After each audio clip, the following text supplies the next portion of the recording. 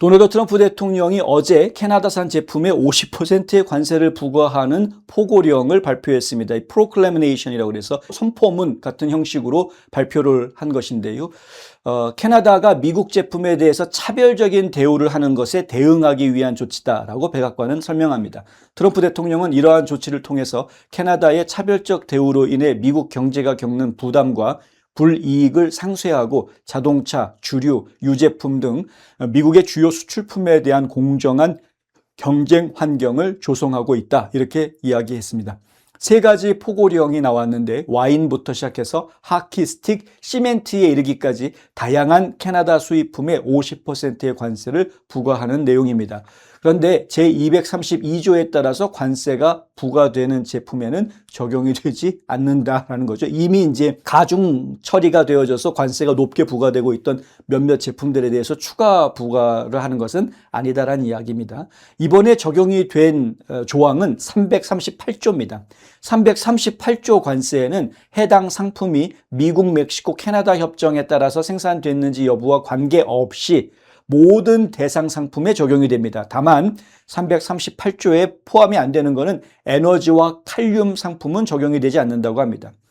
이 338조라는 것은 사실 1930년에 만들어진 관세법입니다. 거의 100년 가까이 된 관세법을 지금 다시 소환해가지고 캐나다한테 50%를 부과하겠다 이렇게 나온 거죠. 엄청난 보복 조치라고 볼 수 있습니다.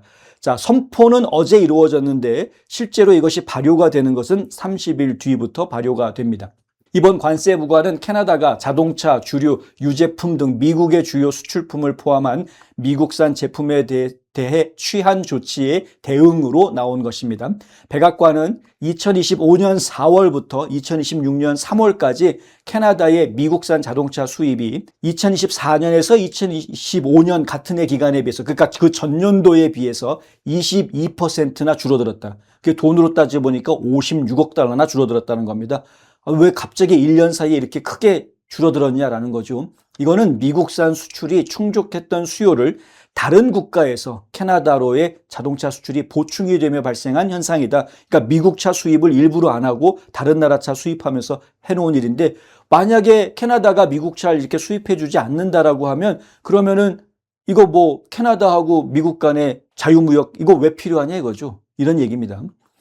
2025년 3월부터 2026년 2월까지 캐나다의 미국산 주류 수입, 술, 알코올 판매는 2024년, 2025년 같은 기간에 비해서 81%나 줄어들었습니다. 거의 반토막이 난 겁니다. 5억 8,200만 달러가 줄어들었다고 합니다. 유제품, 치즈 같은 유제품 경우에도 캐나다는 미국과 유럽연합 모두 무역협정을 맺고 있었음에도 불구하고 유럽에서 수입되는 치즈에 부과되는 관세율 쿼터보다 미국산 치즈에 대한 관세율 쿼터를 훨씬 더 엄격하게 설정하고 있습니다. 이건 예전에도 문제가 됐었죠. 예를 들어서 전에 캐나다가 미국산 치즈에 대해서 400% 관세를 부과한 적이 있었거든요.